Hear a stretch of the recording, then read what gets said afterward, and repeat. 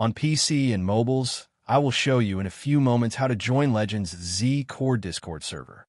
It's the same method on both PC and mobiles. For this, we will open a browser on your PC or mobile. Can be whichever. In my case, I will use Edge. Now click on the URL bar and type this URL to be able to join this Discord server.